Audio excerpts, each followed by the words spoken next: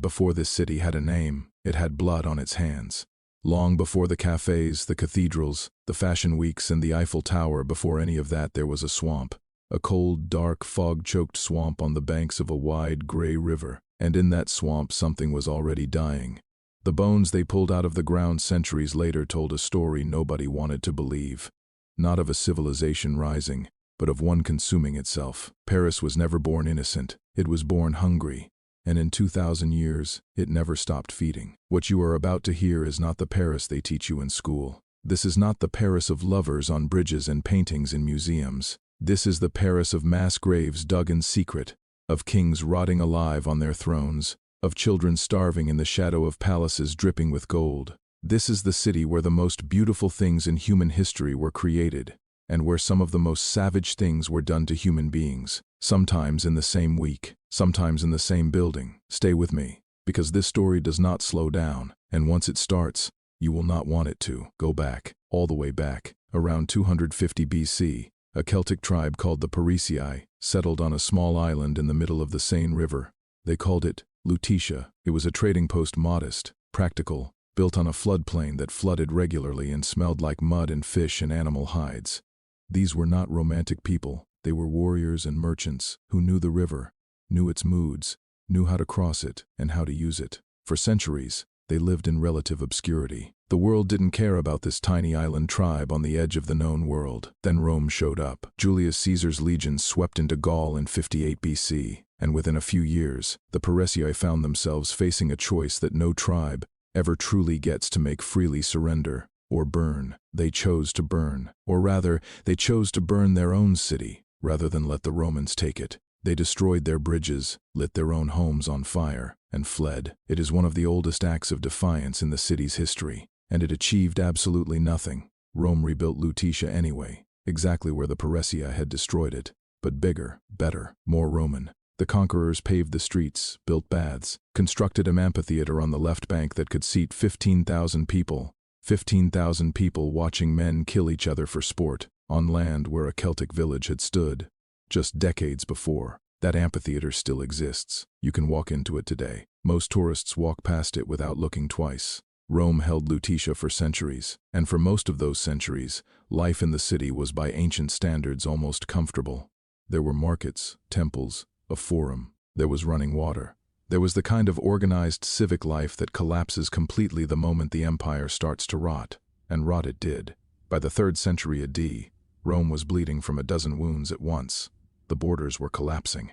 Emperors were being murdered faster than they could be crowned. And out in the provinces, the legions were getting thinner, the walls were getting older, and the people were getting nervous. It was during this age of anxiety that something extraordinary happened in Lutetia, something the Roman authorities tried desperately to suppress. A man named Denis arrived. He came from Rome itself, sent, according to legend, by the Pope to convert the stubborn Gauls to Christianity. Denis was tireless, passionate, the kind of man who speaks with such conviction that crowds stop and listen even when they don't want to. He gathered followers. He preached openly. And then, around 250 AD, the Roman governor of Lutetia had him arrested. The governor, his name is lost to history, which feels almost appropriate, had Denis beheaded on a hill just north of the city.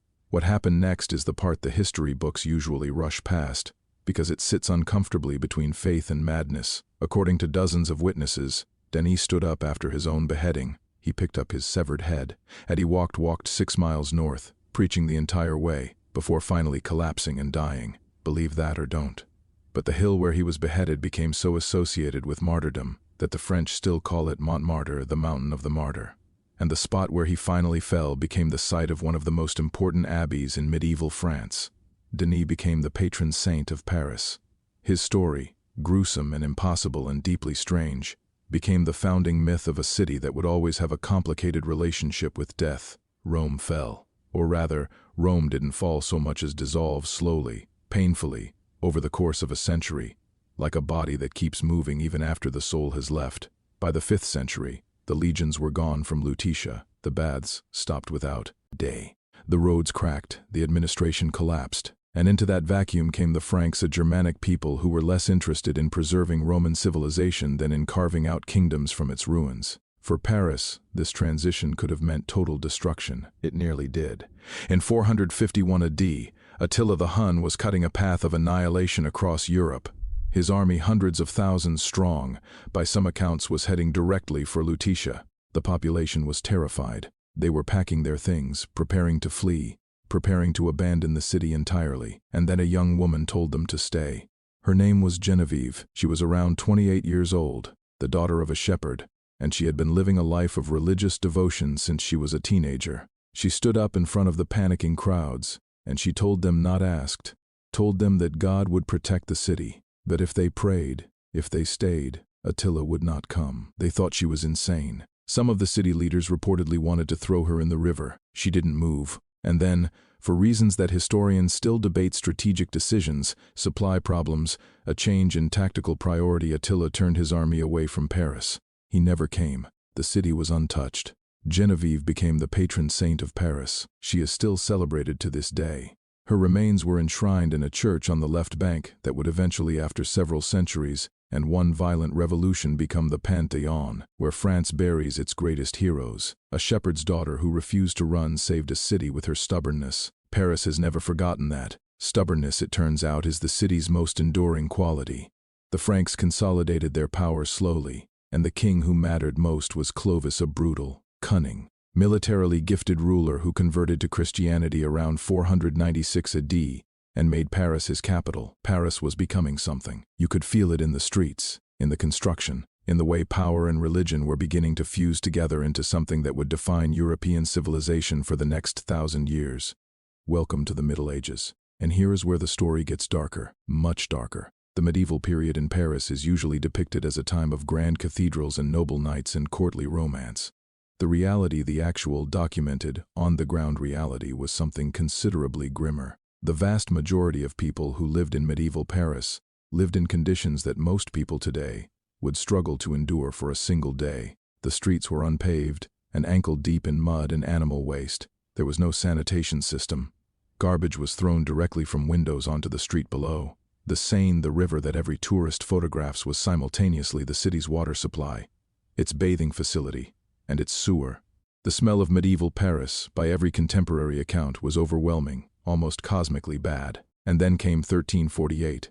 The Black Death arrived in Paris like a slow-motion catastrophe. It came overland from the south, carried by fleas on rats on ships, and it moved through the city's crowded, filthy, impossibly dense population like fire through dry paper. In a single year, estimates suggest that between half and two-thirds of Paris's population died. Some neighborhoods were completely emptied. Bodies piled up faster than they could be buried. The burial grounds overflowed. The Seine was used to dispose of corpses. Priests refused to administer last rites because they were dying too. Parents abandoned children. Children fled from parents. People who went to bed healthy did not wake up. The official death toll is impossible to calculate precisely. Conservative estimates put Paris's loss at 60 to 80,000 people, in a city of roughly 100,000, in a single year. The psychological damage was permanent. Medieval Europe after the Black Death was a fundamentally different civilization than the one before it. The art changed. The religion changed. The relationship between people and authority changed. The plague didn't just kill bodies, it killed certainty. And in Paris, that uncertainty would fester for centuries. You are listening to echoes of suffering where history doesn't whisper, it screams. The medieval church built Notre Dame during this era. Construction began in 1163 and continued for nearly 200 years, a project so vast that the men who laid the first stones knew with certainty they would never see it finished. Their grandsons might not see it finished. It was an act of civilizational ambition so enormous it almost defies modern comprehension. We build skyscrapers in 2 years. They built Notre Dame across 7 generations. But here is what the cathedral tours don't tell you. The laborers who built Notre Dame, the ones who hauled the stone, who carved the gargoyles, who climbed the scaffolding in winter, with frostbitten hands, most of them are completely unknown. Not just forgotten, unknown. They left no records. The bishop who commissioned the work is remembered. The master architects are celebrated. The kings who donated funds are memorialized in stained glass. The men who broke their bodies to raise that building out of the mud of medieval Paris, erased. Notre Dame is many things. It is one of them. By the late medieval period, Paris was convulsing with a kind of violence that went beyond mere crime or warfare. It was the violence of a society eating itself religious, political, economic, intimate. The 100 Years' War between France and England, which technically lasted from 1337 to 1453, turned Paris into a city that changed hands, changed loyalties, changed its very identity multiple times across more than a century of conflict. The English occupied Paris from 1420 to 1436. Let that sit with you for a moment. The capital of France occupied by the English for 16 years. The English King Henry VI was crowned King of France in Notre Dame Cathedral in 1431. That same year, 1431, a 19-year-old girl was burned alive at the stake in Rouen. Joan of Arc had led French armies to extraordinary victories. She had lifted the siege of Orleans. She had personally overseen the coronation of the French king at Reims. She claimed to hear the voices of saints. She wore men's armor.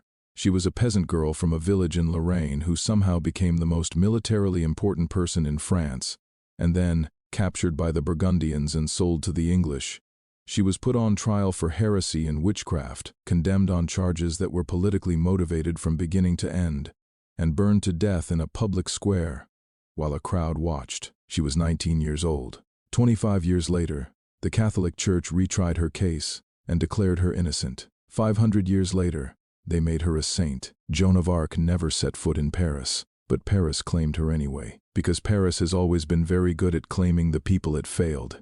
The Renaissance swept into France from Italy in the early 16th century, and Paris transformed almost overnight into a city obsessed with beauty, philosophy, and art. King Francis I brought Leonardo da Vinci himself to France. The old master spent his last 3 years in the French countryside, just a few hours from Paris, dying in a small chateau with his paintings around him and the king, reportedly, at his bedside. The Louvre, which had been a medieval fortress, was beginning its transformation into a palace.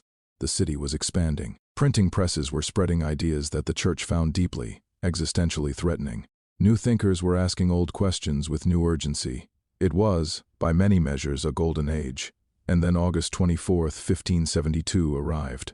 The St. Bartholomew's Day massacre is one of the most savage events in the history of a city that had already seen considerable savagery. France was divided between Catholics and Protestants, Huguenots, as the French Protestants were called, and the tensions had been building for decades. The royal family, led in practice by the formidable and ruthless Catherine de' Medici, decided that the Protestant leadership had to be eliminated. A targeted assassination was planned. What happened instead was a genocide. In the early hours of August 24th, Catholic mobs began killing Huguenots in Paris. What started as a political assassination became a citywide slaughter. Men, women, and children were dragged from their beds, from churches, from the streets. They were stabbed, bludgeoned, drowned in the Seine. The killing spread beyond Paris into the provinces. By the time it was over, estimates range from 5,000 to 30,000 dead across France. The Seine ran red. That is not a metaphor. Contemporary accounts describe the river literally discolored with blood. Corpses floated downstream for days. King Charles IX watched the massacre from a window in the Louvre. According to some accounts, he participated firing a gun at fleeing Huguenots from the palace roof. He was 22 years old. He would be dead within 2 years, consumed by tuberculosis, reportedly haunted until the end by what he had seen and done. Pope Gregory XIII, on receiving news of the massacre, ordered the bells of Rome to ring in celebration. He commissioned a series of frescoes depicting the killing to be painted in the Vatican. They are still there. France limped through the rest of the 16th century in a state of near-constant religious warfare. Paris itself was besieged multiple times.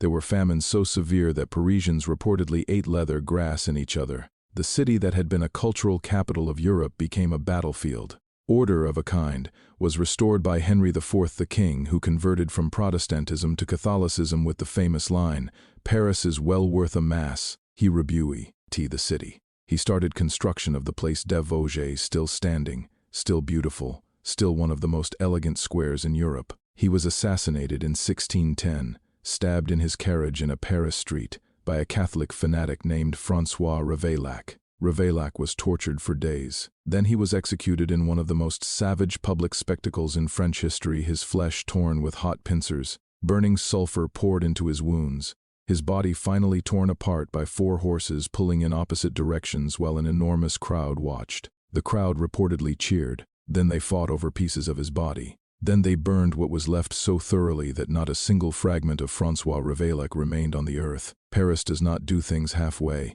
The 17th century brought the Sun King, Louis XIV, who ruled France for 72 years, the longest reign of any major European monarch in history, transformed both Paris and France in ways that still echo today. He built Versailles, that staggering monument to human vanity, and moved the court there partly because he genuinely hated Paris. He had grown up during a period of civil war, the Fronde, when Parisian mobs had frightened him as a child, and he never forgot it. He never forgave the city. But even from Versailles, his shadow fell over Paris completely. He built the Hôtel des Invalides for wounded soldiers still standing. He built the observatory. He reorganized the police, the hospitals, the legal system. He turned France into the most powerful state in Europe, a military and cultural superpower whose language, fashions, and tastes dominated the continent.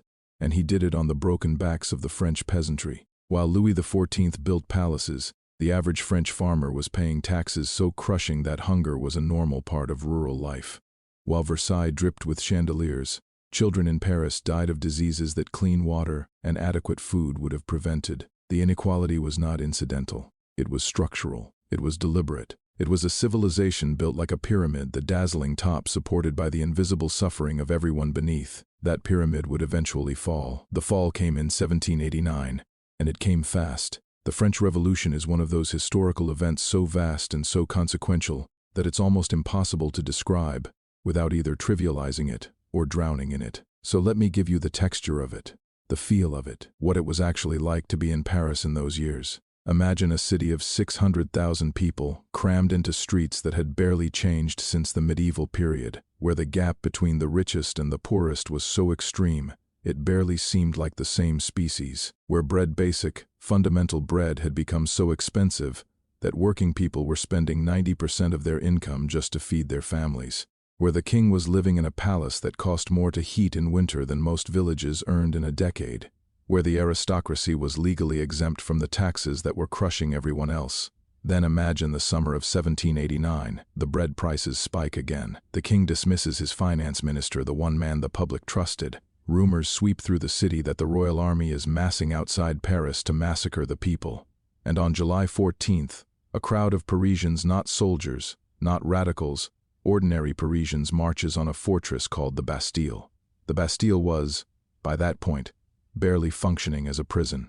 It held only 7 inmates when the crowd arrived, but it held something more important than prisoners. It held gunpowder, and it was a symbol of royal tyranny, of arbitrary imprisonment, of everything the people had decided they could no longer endure. The governor of the Bastille was dragged out of the fortress after its fall. His head was cut off, it was placed on a spike, and it was paraded through the streets of Paris. The revolution had begun. What followed was not, as it is sometimes remembered, a clean story of liberty triumphant. It was a catastrophe wrapped in the language of freedom. The revolution consumed itself with terrifying speed. Moderate Republicans gave way to radicals. Radicals gave way to fanatics. And the fanatics, led by men like Maximilien Robespierre, a lawyer from Arras who believed with absolute certainty that he alone understood virtue, unleashed something that historians still struggle to name with a single word: the terror. Between September 1793 and July 1794, the revolutionary government executed somewhere between 17,000 and 40,000 people. The guillotine, introduced as a humane alternative to older methods of execution, became the defining image of an era. It operated in public squares across Paris. Crowds gathered to watch. Children played nearby. Vendors sold programs listing the day's scheduled executions, the way you might sell a theater program. The victims were not just aristocrats. That is the part the comfortable version of the story leaves out. Yes, King Louis XVI was guillotined January 21, 1793, at the Place de la Révolution, his head displayed to a crowd that roared its approval. Yes, Marie Antoinette followed him, 9 months later, riding through Paris on an open cart, while crowds jeered at her. She was 37 years old, and her hair had gone completely white during her imprisonment. But after the royals came the nobles, and after the nobles came the clergy, and after the clergy came the political opponents, and after the opponents came the merely suspected, and after the suspected came the unlucky. A denounced by B denounced by C denounced by D, an endless chain of accusation in which the safest strategy was to accuse someone else before they accused you. Robespierre sent his closest allies to the guillotine. He sent his friends. He sent the people who had built the revolution with him. Georges Danton, one of the great orators of the revolution, a man with a voice like a cannon, was arrested on Robespierre's orders and guillotined in April 1794. Walking to the scaffold, Danton reportedly said to the executioner, "Don't forget to show my head to the people. It's well worth seeing." 3 months later, Robespierre himself was arrested, guillotined, and in a final, almost poetic act of revolutionary justice, his head was shown to the people. The machine ate everyone eventually. And then, out of that chaos, out of that ocean of blood and rhetoric and broken promises, a man stepped forward. Napoleon Bonaparte was 30 years old when he seized power in 1799. He was short, probably around 5 feet 6 or 7, which was average for the time, not the joke height that legend created. He was Corsican, not French by birth, and he spoke French with an Italian accent his entire life. He was brilliant, driven, megalomaniacal, and capable of both extraordinary strategic genius and breathtaking cruelty. He would reshape Europe so completely that even today, 2 centuries after his death, the borders, legal systems, and cultural assumptions of a dozen countries bear his fingerprints. For Paris, Napoleon was a builder. He gave the city its triumphal arches, its grand boulevards, the Vendôme column, the Louvre's expansion, the bridges, the codes of law that still form the basis of the French legal system. He wanted Paris to be the Rome of the modern world, and for about 15 years, it was. Then Russia happened. The retreat from Moscow in 1812 was one of the greatest military disasters in human history.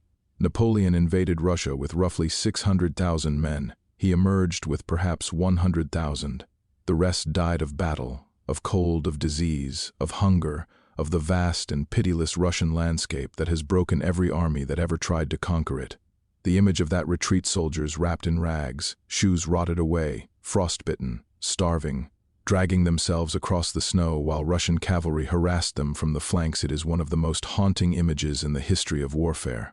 Napoleon was exiled, came back, lost at Waterloo, was exiled again, this time to St. Helena, an island so remote it barely seems real, in the middle of the South Atlantic. He died there in 1821. Paris survived him. Paris survives everyone. The 19th century rebuilt Paris from the ground up. Napoleon III, nephew of the great Napoleon, looked at medieval Paris and decided it needed to be demolished. He hired Baron Haussmann, and between 1853 and 1870, Haussmann's workers tore through the old city like a controlled explosion.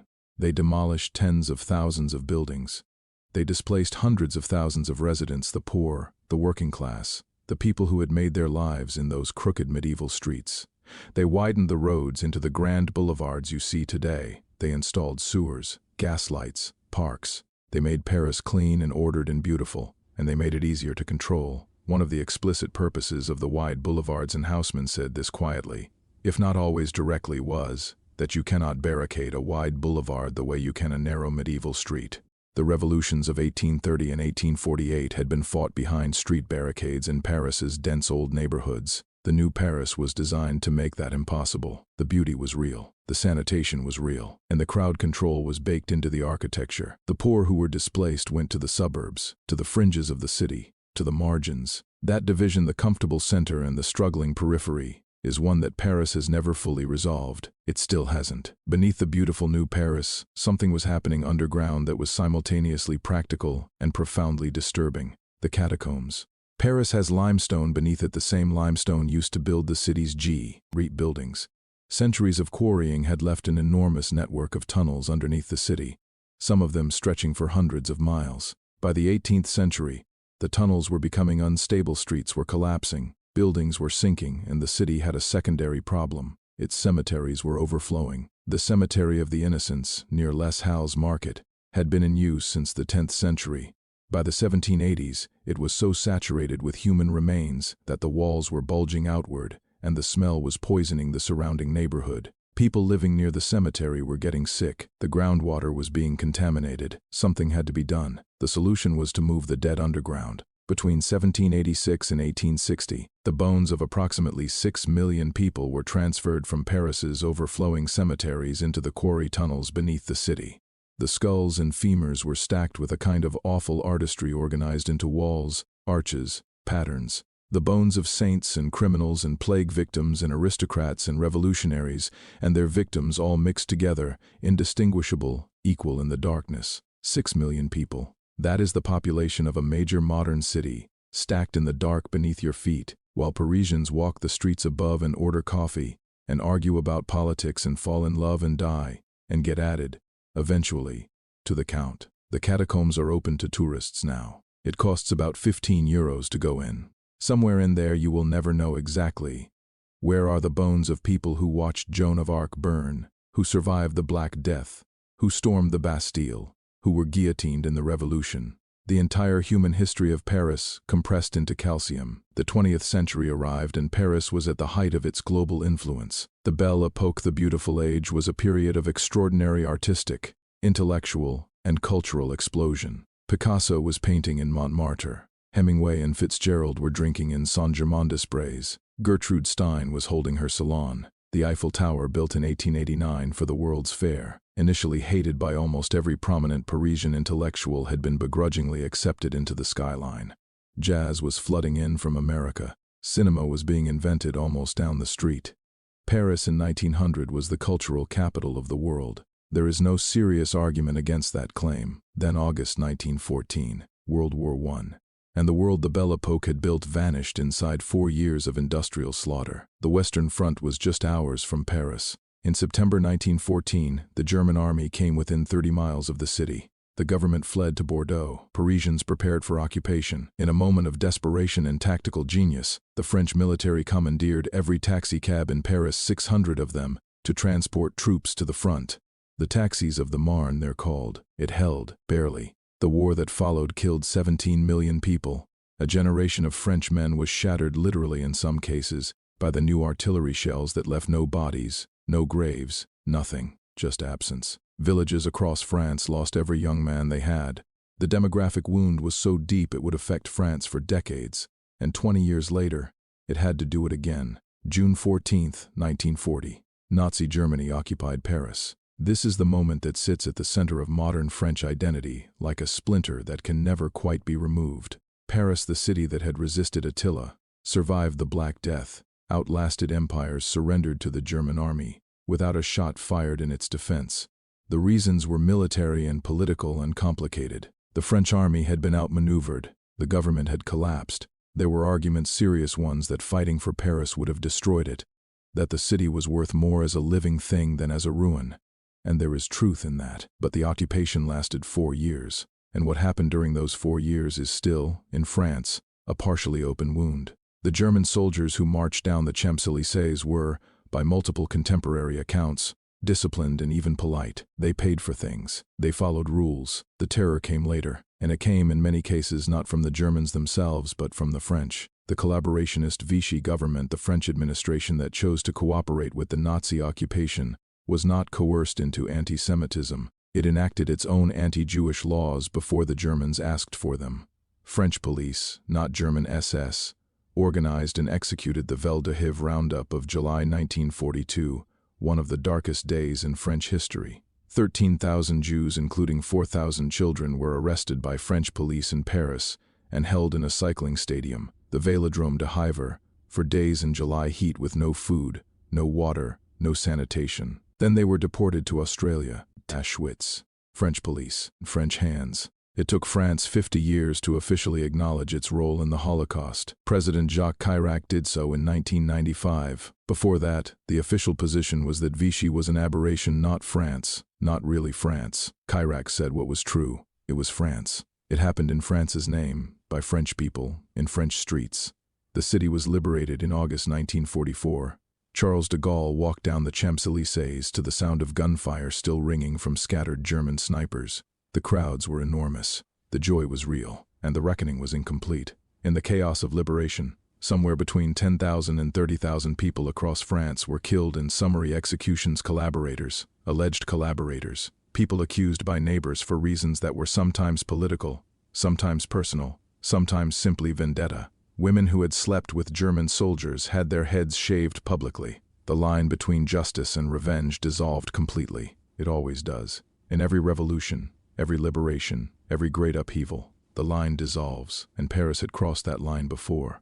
Post-war Paris rebuilt itself again, as it always has. The late 1950s and 1960s brought the French New Wave in cinema, the existentialist philosophers in Saint-Germain, the student revolutions of 1968, when 10 million French workers went on strike, and students occupied the Sorbonne, and President de Gaulle secretly fled the country for a day, genuinely unsure whether his government would survive. It survived. They always seem to survive. Paris entered the modern era as what it has always been, a city of magnificent contradictions. The most visited city on earth, receiving over 30 million tourists a year. A city where homelessness is endemic and the suburbs burn with social frustration. A city that gave the world the Declaration of the Rights of Man and also the Vel de Hiv. A city that perfected cuisine and the guillotine in roughly the same era. A city built on a swamp, built on bones, built on blood and beauty in equal impossible measure. When you walk across the Pont Neuf, the oldest standing bridge in Paris, completed in 1607, you are walking over ground that has felt the weight of every kind of human experience imaginable. Plague carts rolled across it, revolutionary mobs crossed it, German soldiers marched over it. Lovers have stood on it every single day for 400 years. The Seine below has carried bodies and dreams, and the ashes of burned books, and the reflections of cathedrals, and the secrets of a city that has never been simple and has never been fully known. Paris is not the city in the photographs. It is not the city in the romance novels or the travel magazines or the Instagram grids. It is something older and stranger and more difficult than that. It is a city that has seen the worst of human civilization and decided to keep going anyway, to build something beautiful directly on top of the wreckage, the way it always has, the way it always will. The bones are still down there, 6 million of them, in the dark. The city keeps walking above them, ordering coffee, arguing about politics, falling in love. Paris was never innocent, but it was always alive. This has been echoes of suffering. We don't look away from what history actually was. We go deeper. We follow the blood back to its source. We sit with the uncomfortable truth that the most beautiful things in human civilization were almost always built on the most brutal foundations, and that understanding that is not pessimism, it is clarity. If this story reached something in you, if you felt the weight of those 6 million bones, the heat of that August massacre, the cold of that Russian retreat, then you already know why you should subscribe. Because we are not finished. History has more rooms, and some of them have been locked for a very long time. The door is open.